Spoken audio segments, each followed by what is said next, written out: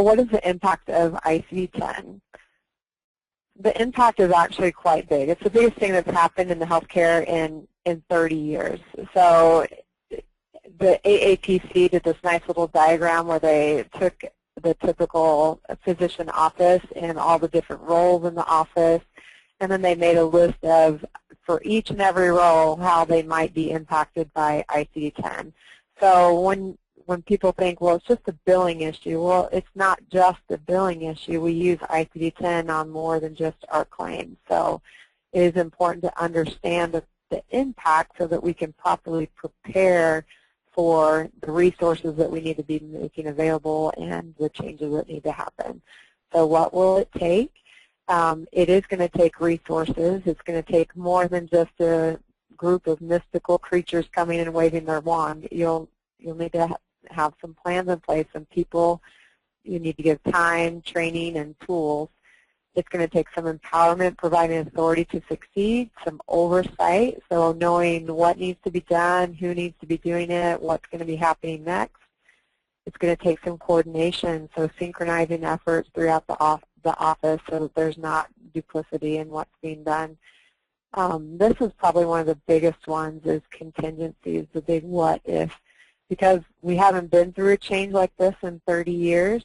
We weren't on electronic, we weren't in the electronic world 30 years ago when ICD-9 was introduced. There are a lot of unknowns or what ifs, and there needs to be plans in place for the things that could happen.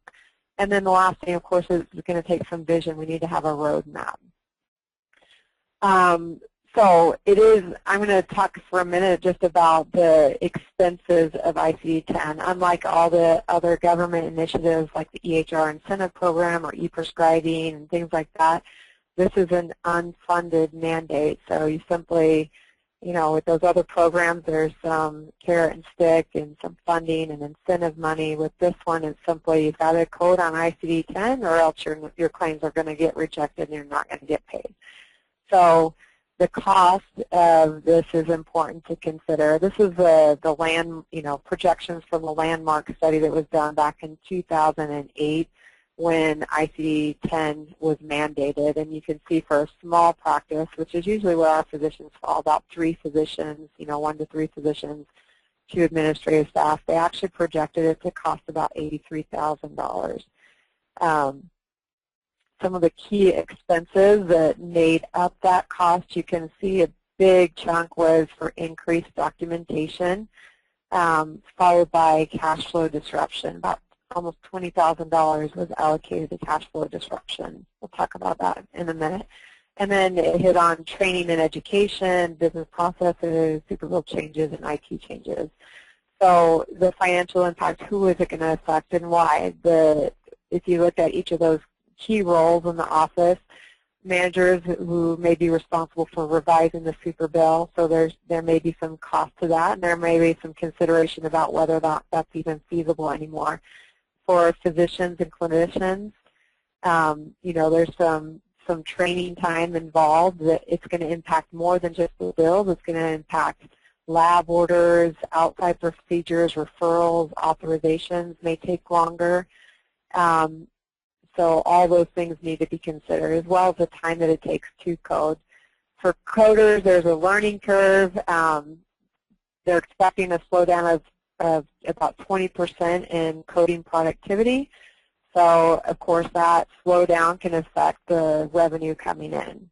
And then another thing to consider is that for billers, the amount of time that it's going to take to work rejections and denials.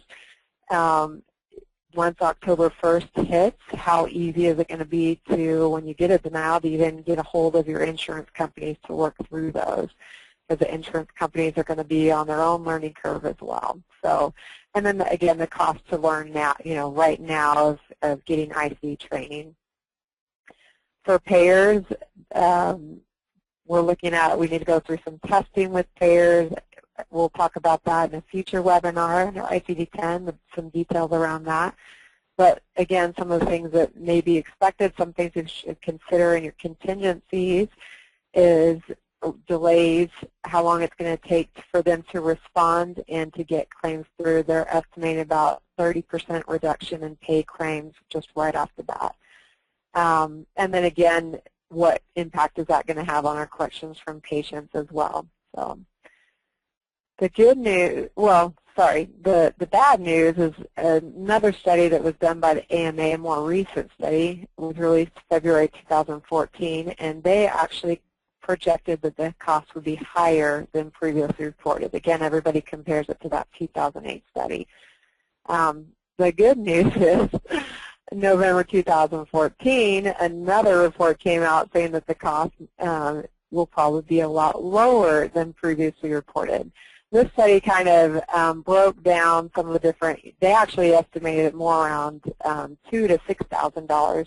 But as you look at a breakdown of theirs compared to the 2008 study, you can see that while they're saying, hey, you know, the cost of the software and IT changes is probably not going to be as high, and even the documentation changes, like if you're already using an EMR, things like that, to, you know, be detailed enough in your documentation to support the specificity that's in these new codes.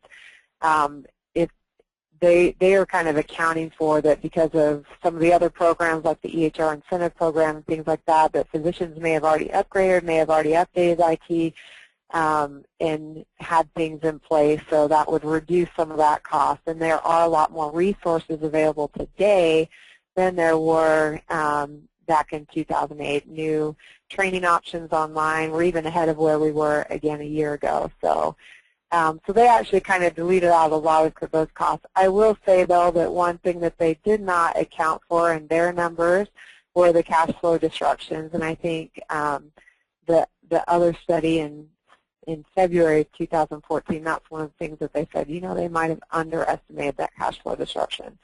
So point being is there is going to be some financial impact to ICD-10. It is going to affect the entire office, and we need to be aware of that and, again, properly plan and prepare.